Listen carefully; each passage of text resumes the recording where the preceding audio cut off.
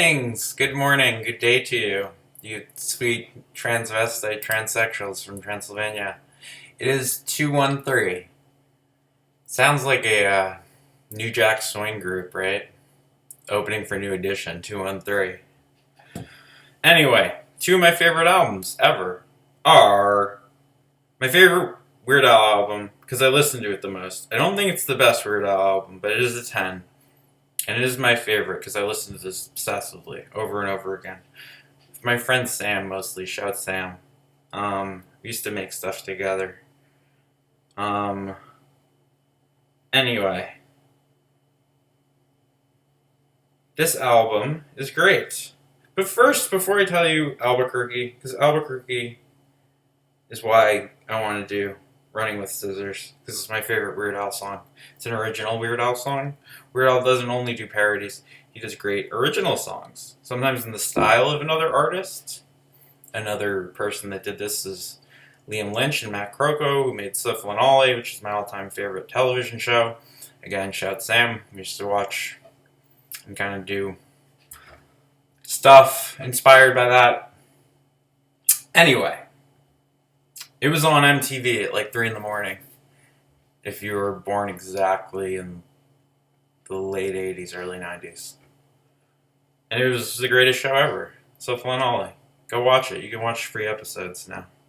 I paid so much money to watch episodes. I bought them twice.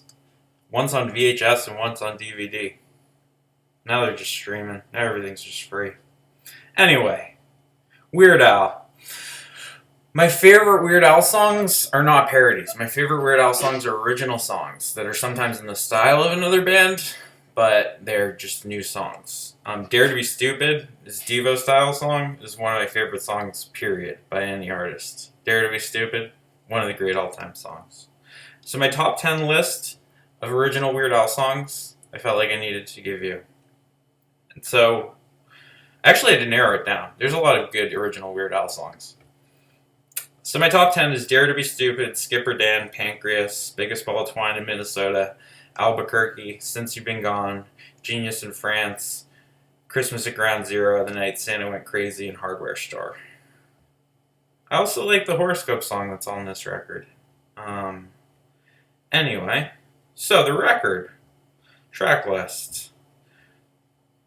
Running with Scissors starts with The Saga Begins, which is American Pie. And he's just telling you the plot of Phantom Menace Part 1. There's like not even any jokes. It's just like with the Yoda parody, he's like making fun of Star Wars. This is just, he's just like telling you the plot in a very serious way of Phantom Menace. Which to me is exponentially funnier than if you tried to make jokes, because Phantom Menace is just so absurd. I kind of love Phantom Menace. It's my favorite Star Wars movie. That's the hottest take I've given you so far, is that Phantom Menace is the best Star Wars movie. I could do a review where I explain why. Why I explain why is mostly because I was young when I consumed it, and it seemed special, because I was waiting for it, and the effects were cool. And the pod race, Watto. You don't like Watto? Come on. You don't like... Anyway. Phantom Menace rules. Get off my back. Saga Begins. Great. American Pie. Telling you the plot of Phantom Menace. Second song, My Baby's in Love with Eddie Vedder. This is okay. It's like a weird Zydeco parody. Pretty Fly for a Rabbi. Come on. What's Weird Al gonna do with Pretty Fly for a White Guy? You know he's gonna do Amish Paradise. You know Pretty Fly for a Rabbi. This is just paint by numbers for Weird Al. This is like right in the comfort zone, right up the alley. Then there's the theme to the Weird Al show, which I've listened to this album so many times, I remember all the lyrics to the Weird Al theme. I can close my eyes and say them if you like.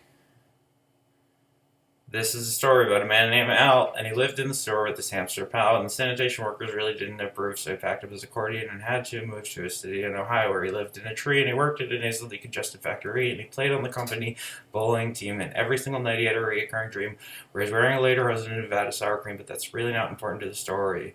Well, the very next year he met a dental hygienist with a specially tattooed on her arm, but he didn't keep in touch, and he lost her number, and he got himself a job on a tater tot farm, and he spent his life savings on a split level cave 20 miles from the surface of the earth. But he really makes a mighty fine jelly bean and pickle sandwich for what it's worth. Then one day when I was in the forest trying to get a tan, and he heard the tortured screamings of a funny little man. He was caught in a bear trap, and Al set him free, and it turns out he's a big shot producer on TVA, and he gave Al a contract, and what do you know? Now he's got his very own Weird Al show. My Weird Al show. Jerry Springer is a 1 week parody. It's pretty funny. 1 week is just ripe for parody, as are a lot of the songs on this. Germs is funny. It's like him making fun of the kind of darkness, self-seriousness of Nine Inch Nails. Polka Power. He does a polka medley on almost every record. Fantastic accordion player. Anyway, he does Wannabe by the Spice Girls. A classic song. Flagpole Sitta. I'm not sick, but I'm not well, and I'm so hot because I'm in hell.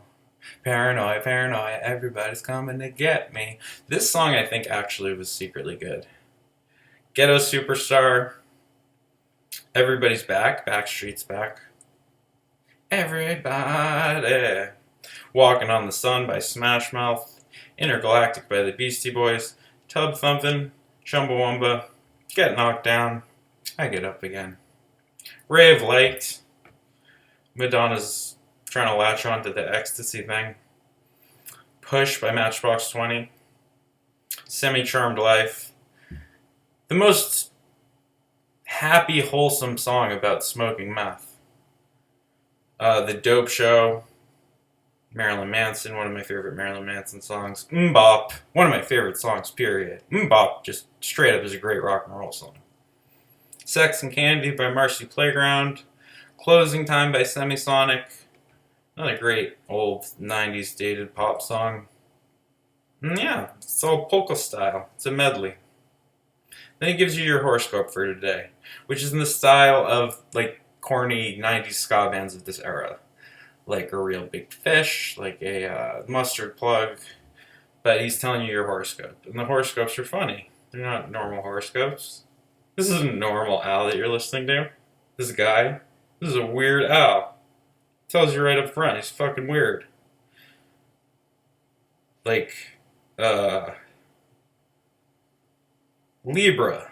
A big promotion is just around the corner for someone much more talented than you.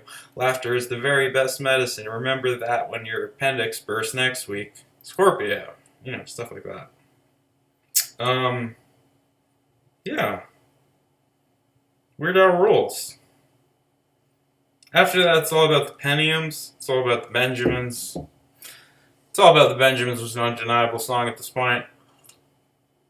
This is like a less successful version of what he does with White and Nerdy later, I think. It's the same basic idea. Taking the rap song, doing the nerdy thing. I think he accomplished it better later. But this is a fine parody. Truck driving song. Just a fun Al original. Grapefruit Diet, Zoot Suit Riot. Big band. Remember Mambo number 5? Remember Zoot Suit Riot? Yeah, that happened. Grapefruit Diet. Sure. That's what Weird Al would do to that. Then the closer. His masterpiece, the greatest Weird Al song, Albuquerque. Tells this adventure. I won't ruin it for you. Starts with the man from humble beginnings. Eats a big bowl of sauerkraut every morning. Almost dies in a plane crash. Is attacked by weasels for ordering a donut. And falls in love with somebody whose hair is the color of strained peas or something. Peaches? Strained peaches. Her hair is the color of strained peaches. She's into calligraphy. Anyway, listen to Albuquerque. I'll link it in the description. It's a great song. I'll link Dare to Be Stupid too. Because that's the whole point of this whole thing, is Dare to Be Stupid. Um, Rocky Horror Picture Show. Great movie. If you haven't seen the movie, watch the movie. It's better than just listening to the soundtrack. The soundtrack's not going to make a whole lot of sense if you haven't seen the movie. So you should watch the movie. It's very ahead of its time, very transgressive, borrowing from B movies, horror movies, science fiction, playing with gender, playing with sexuality, playing with, you know, the, this side, right? Yeah. Distortion. This is a magnetic field shirt. I need to review the magnetic fields. Anyway. I was just trying to pull up the stupid thing that says distortion next to the guy sign. Anyway, you saw it. It's under there. It's underneath. Underneath the Patagucci. My Patagucci. Anyway. The plot of this movie is fucking crazy. It's like a B-movie double feature, like, kind of gross science fiction movie. Young Susan Sarandon. Oh, I love young Susan Sarandon. I could just watch fucking young Susan Sarandon fold laundry, to be perfectly honest. But we're going to review the songs on this. Science fiction double feature. One of the best songs on the record is just the opener. Just sets the pace so well. It's just this beautiful song. Just preparing you for craziness. Crazy ghouls and weirdness, misfits, queers, all the freaks, the goths, this movie legitimately created a subculture. I respect the shit out of anything that legitimately creates its own subculture. Shout to my brother John for telling me about this and half of the records that I review. Because that's how you get exposed to music. Used to be a dude at the record store. They'd tell you the cool records. That's what I dreamt of doing. Nobody cares about record stores anymore, and the only people who shop there are people who are already vinyl snobs, and they know the good records. So this is me being the dumb guy at the record store telling you, well, if you like this record...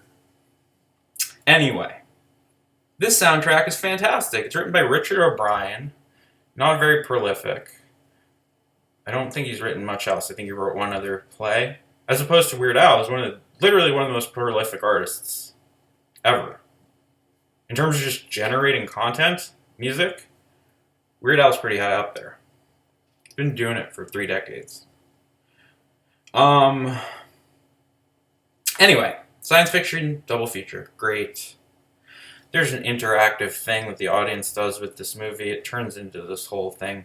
You're like in this cult when you watch this movie. I don't want to ruin that experience for you. I just want you to go see a live showing of this, if they still run live showings of this.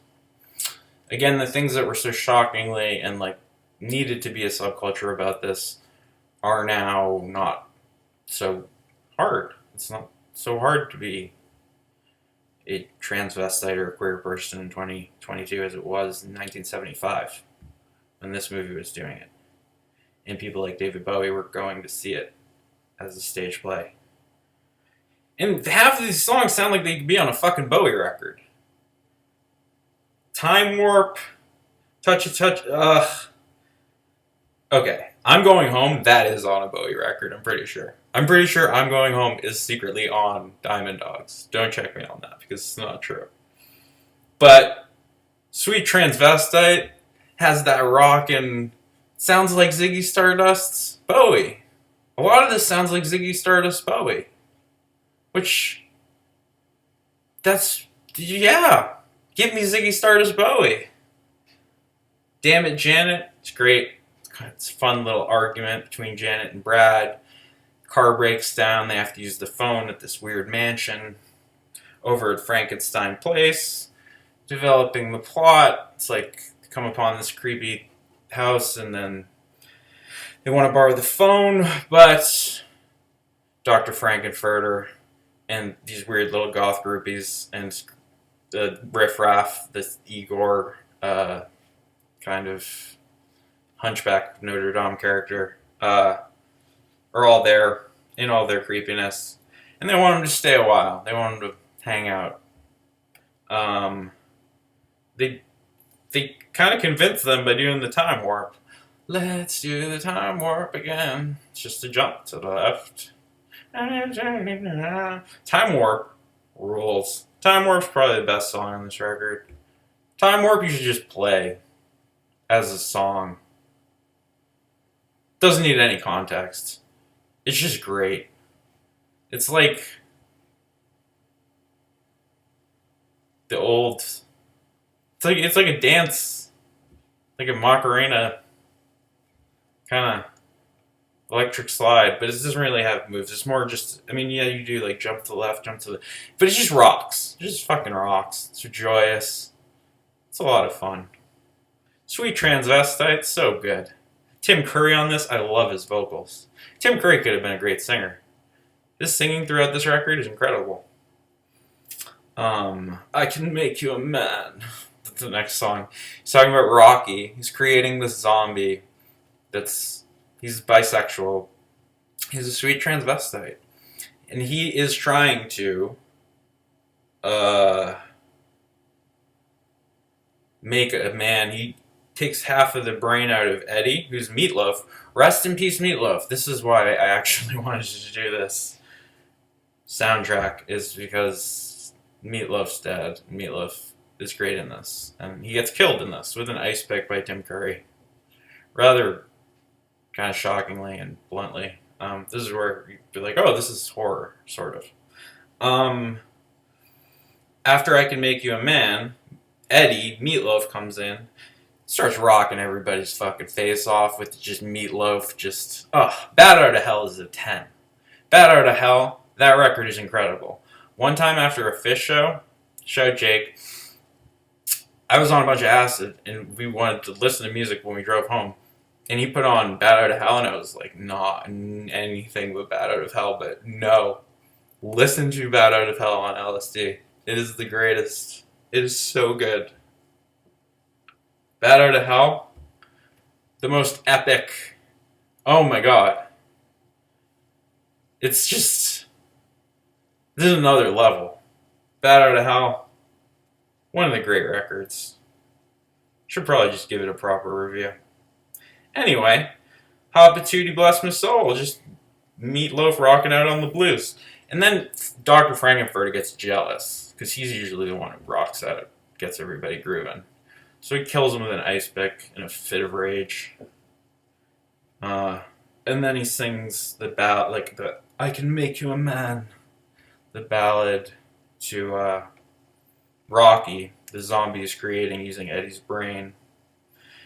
Then Frankenfurter dresses as Susan Sarandon and fucks the dude Brad, and then he dresses as Janet, and he dresses as Brad and fucks Janet, and Janet fucks Brad.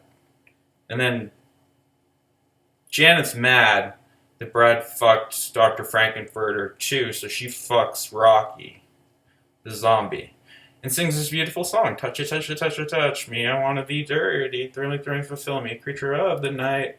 Eddie, it's like Tim Curry singing a ballad, pretending like he's sad about killing Eddie, and like how Eddie kind of like lives on in Rocky, I guess. Then Rose Tint My World, she kind of furthers the progression of the plot, moving through these different sections. This is a long orchestrated thing. This is like an 8.5 minute song. It doesn't make a whole lot of sense if you didn't watch the movie. So just watch the movie. You can probably stream it for free. Then I'm going home. I'm going home. Is this even better than Time Warp? It might be. I'd probably listen to this more than Time Warp. This is an amazing song. This is just a great ballad. He's going home to his alien planet. He's from transsexual Transylvania. He's not just from Transylvania, he's from transsexual. That's a place that Dr. Frankie Furter is from. Sorry. Pronunciation off a little bit. Then Superheroes. It's fine closer. Science fiction double feature reprise. It's like an acoustic restrained version of the opening song you get on the walkout. You've gone through this whole beautiful journey. And I love weird stuff. I love Weird Al. I love freaky transvestites. What can I say? Let's do the time warp again.